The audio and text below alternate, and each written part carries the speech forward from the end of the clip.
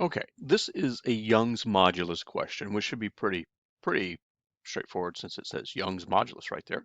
And what we're talking about is you've got um, a mass of some sort, and you've just got a strap that you've tied it in place with, and it's pretty hefty mass, 641 kilos, and you're taking off. Let's see, the strap.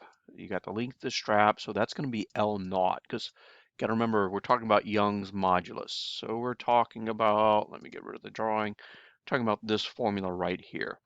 Force per unit area is Young's modulus times delta L over L naught, right? All right, so back to this. I got to draw again because so we've got our block, we've got our strap that's tied to it to keep it in place.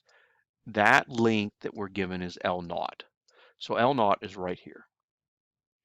Um, how much does it stretch in millimeters when securing the load against a 0.388 g acceleration? So the acceleration we're worried about is 0.388 times 9.8 meters per second squared. Okay. Take the strap to be 0.217 centimeters thick and 3.28 centimeters wide. And so what we need is the area.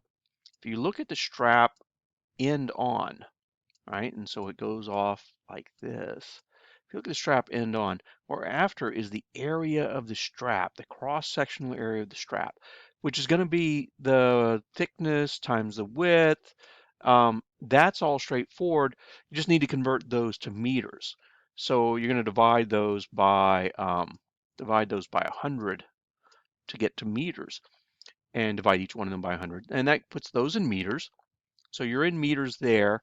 Um, you want your final answer. And remember, this is force, right, over area is Young's modulus times the change in length over our initial length, L naught. And what we're after is the change in length. And so we've got to figure out what everything else is. Well, we've got Young's modulus. That one's straightforward.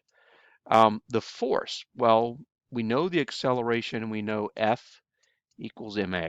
So that's the force that the strap has to provide. F equals ma. So we got the force. The area we're talking about is this cross-sectional area. So that is the thickness times the width, right? And you need that in meters because you need to convert these to meters because Young's modulus has per meter squared in it.